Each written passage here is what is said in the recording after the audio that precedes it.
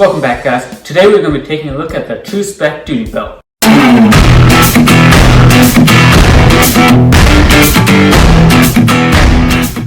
So I've been running this belt here for the last 5 weeks. My work provided it, and this is going to be my thoughts over the last 5 weeks of this belt. Now, I did not pay for this belt. I was issued it from my job, but I was looking on Amazon. You can find them for roughly $15 to $25, depending on the size. This size would cost about $15, and it definitely does show. So with everything on here, it's going to weigh about 10 pounds.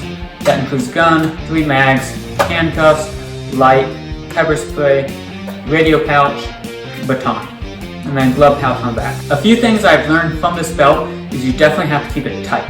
If it's not tight, the belt just does not have the stiffness to actually support all your gear, and it really becomes uncomfortable after long periods of time. One thing I've also noticed is with the gun, I have to run my holster looser than I normally would on other belts, just because this belt does not have the stiffness. So when I do actually go to draw it, sometimes the belt likes to kind of collapse on itself and the holster goes sideways. But I have been running a level 2 holster on here, so I did sacrifice some retention when I actually go to draw that, just because I do have that level 2 and I'm not as concerned about that. One thing that does help with this belt is having a pair of belt keepers to secure this belt to your inner belt.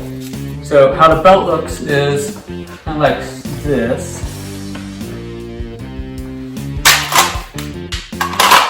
So why might you want this belt? Let's talk about some uses that could be good for it. Would I recommend it for duty use? No.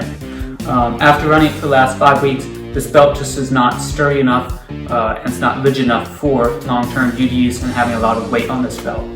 If you're wanting a cheaper duty style belt that you can run maybe a gun and 2 or 3 mags on without a ton of other stuff, this belt could be good because there it's going to be a lot less weight versus having everything on here. So if you are using for duty use, I'd definitely go with a higher quality belt, something that is stiffer. If you're wanting something that you can start getting into some competitions with without having to drop $100+ on a good belt, this could be a good option. $15, a gun, a couple mags, it will support that. If you're also wanting a cheaper belt going back to your car, this here could also be that. So a lot of people talk about a trunk gun. If you have a trunk gun, you might want a belt system to support that. If you're going for something on the cheaper side, so you're not having to buy 2 high-end belts and just kind of forget about one. For a long period of time, this does get uncomfortable. You would be better off with a better belt, but for a budget option, for a temporary setup, bug out bag or get home bag, it will work in that method.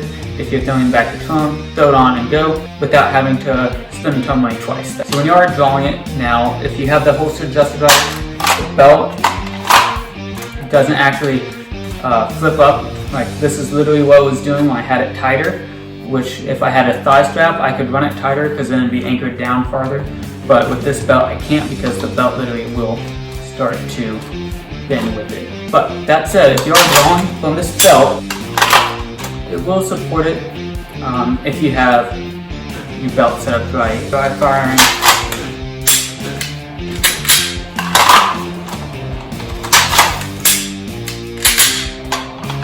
So if you do have the retention on your holster set up right, this belt can be. Another good option for this belt is if you're wanting a cheaper instructor's belt.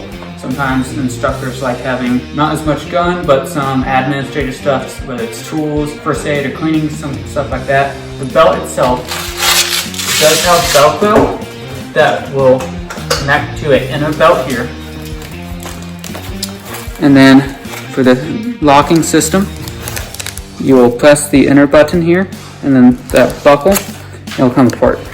So for the inner belt, what I've done is I'll run it backwards because the belt and the inner belt are quite thick, and when you run both on the front, it puts it about an inch off your body, so it does make that quite thick, and it has a lot more weight pushing outwards. Because this here is also a Tru-Spec inner belt. This belt's literally junk. It's $10.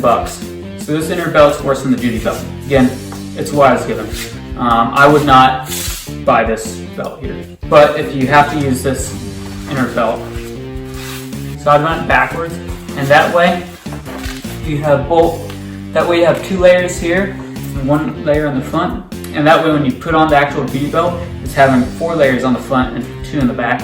because that's both of them. You'll have about 3 layers on the front and back. So starting from left to right, got 3 mag pouch from Safariland, pouch with some pepper spray. We have a radio pouch here, so at work they do provide radios half the time. I keep a glove pouch in the back, just with some disposable gloves. You have to carry a baton, which there is pretty heavy, and along with the gun here. I'm running a O-Light, and this here is going to be a double handcuff pouch. If we take a look at this belt here, the belt itself really, you can see it does collapse on itself when you sit down.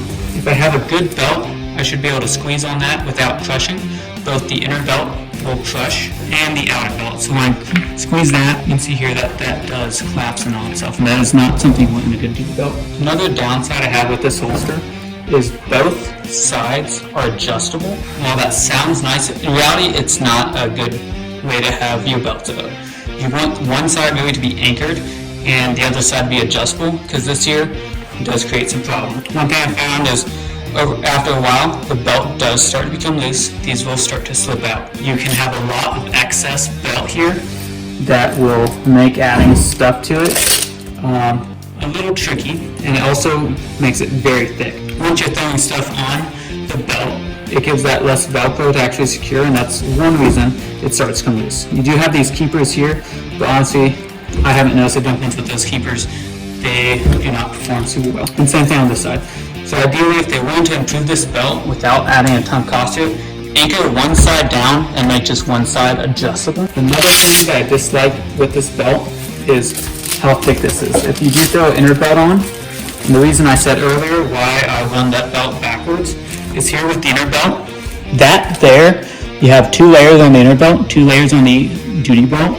That is literally about an inch thick, and it does not provide the support that you get out of a thinner belt with some of the higher end companies. And again, back to the problems is you start adding that weight and start pushing out farther from the body, it provides less support, and like the mag pouches start sagging.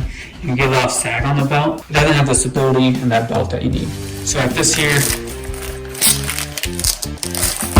this belt here really just does collapse on itself. Overall, for $15, the belt isn't horrible, but you just have to evaluate what you're using it for. While it is labeled a duty holster, is it good for duty use? No. But you can have some rules for it that would make this belt okay. Recreational use, some light duty use, yes. If you're having a ton of weight on it, no. Like this belt setup here is about 10 pounds. I'd not want to try this with more weight. As far as the value goes, $15 is not bad. If you're just wanting something to get into a duty belt, like you can start adding stuff to it as you go and then upgrade the belt later on. And if you stuck around this long, thank you for watching the video. Please like, subscribe, and leave your comments below.